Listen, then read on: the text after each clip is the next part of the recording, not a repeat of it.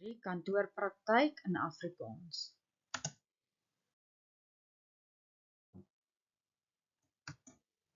Kliëntediens en kommunikasie, kliënte se persoonlikheid, die verskillende soorte.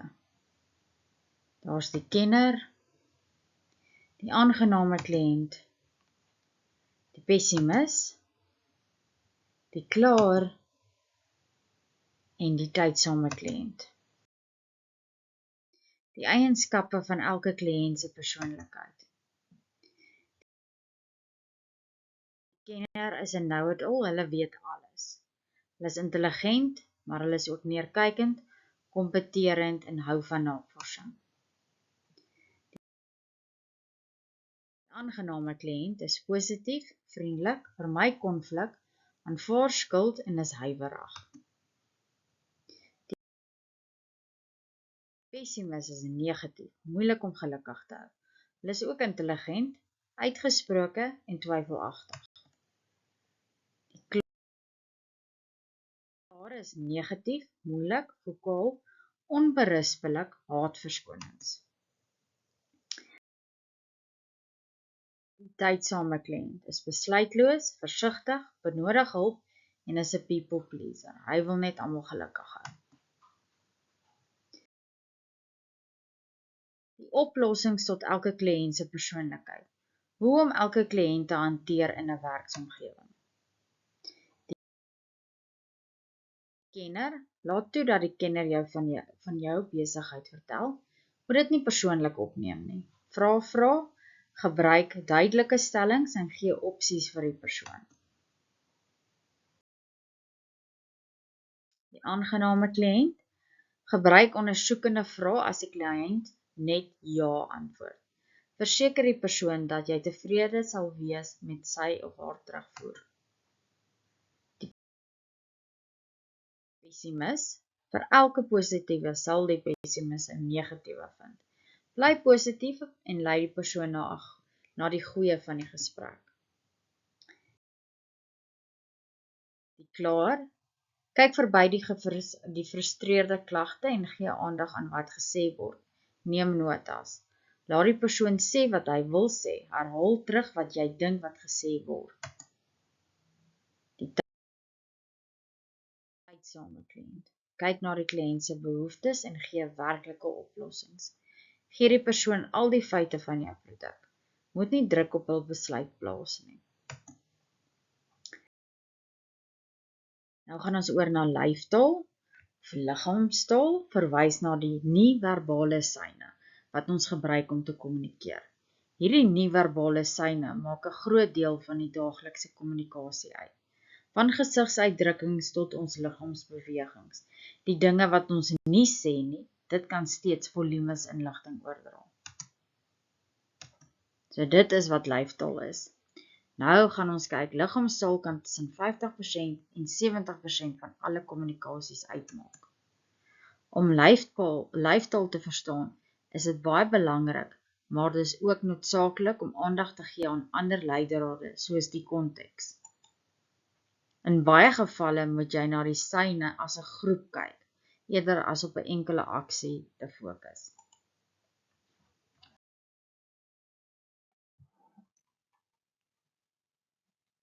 So lyftaal. 'n Glimlag kan 'n gelukkigheid aandui of as iemand saamstem met iets. 'n Frons kan ongelukkigheid aandui of as iemand nie met iets saamstem nie.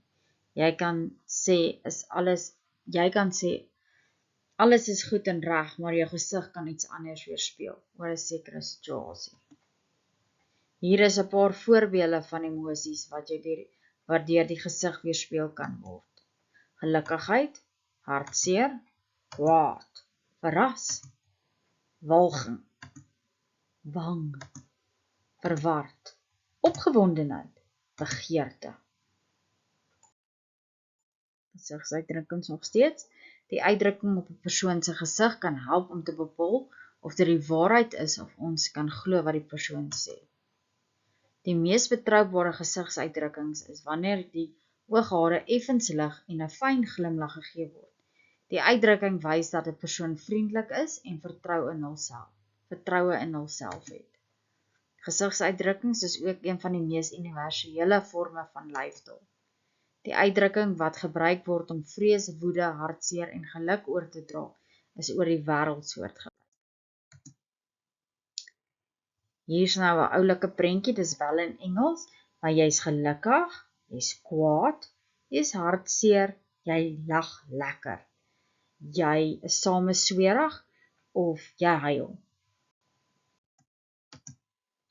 Wanneer lyfstaal geëvalueer word, fokus op die volgende oogsyne: oogkontak, oogknip en piepelgrootte. Oogkontak wat ons gaan bespreek is wanneer 'n persoon direk in jou oë kyk, beteken dat hulle belangstelling toon en geïnteresseerd is in wat jy sê. Alhoewel verlengde oogkontak kan intimiderend wees. Wanneer iemand die hele tyd wegkyk of oogkontak breek, kan dit beteken dat hulle nie belangstel nie, omdat hulle ongemaklik voel of hulle werklike gevoelens weg te steek.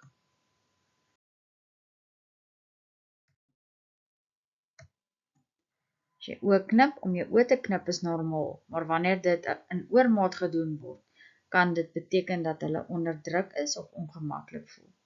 Wanneer 'n persoon te min sy oë knip, kan dit beteken dat hulle dit intentioneel doen om 'n ander tipe emosie te probeer uitdruk.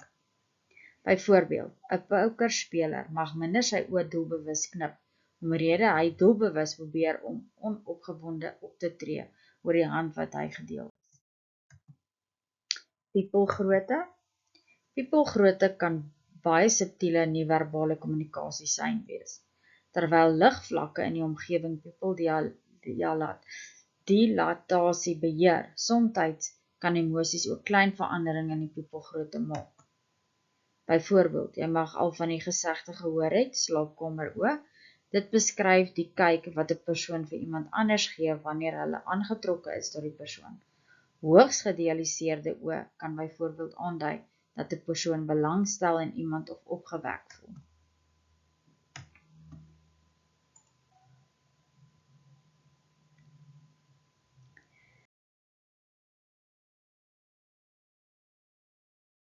Nou kom ons by respek. Respekteer persoonlike spasie. Grensoortredings kan verdeel word in die volgende kategorieë: aggressief, passief-aggressief of per ongeluk. Respekteer persoonlike spasie. Fokus op respek. Onthou dat almal gedagtes, drome en opinies het. Almal wil gehoor word en in ag geneem word. Luister klaar. Luister na 'n ander persoon met die doel om hulle 100% te verstaan. Wag tot die persoon heeltemal klaar gepraat het. Haal asem en reageer dan. Jy sal spasie maak vir die ander persoon om hulle opinie te gee en ook weg te kom van oorreageer oor iets. So luister na verbale aanduidings. Partykeer kan dit baie reguit en eenvoudig wees, soos deur te sê: ek voel ongemaklik om by jou te sit, of ek het jou al gevra om te klop. Ander kere kan dit moeiliker wees, byvoorbeeld die persoon sal die onderwerp vinnig verander. Gee aandag aan lyfstaal. Lyfstaal spreek soms duideliker as woorde. Indien iemand se arms gevou is waarmee jy praat, kan dit aandui hulle is nie geïnteresseerd in wat jy sê nie. As iemand elke nou en dan 'n tree weggee, kan dit wees dat hy voel dat jy in sy persoonlike spasie is. Elke persoon is anders en sal anders optree. Jy kan hierdie verskillende grense respekteer deur volledig te luister en aandag te gee aan die verbale en nie-verbale leidrade. Sterkte julle, leer hard en ek weet julle kan dit doen.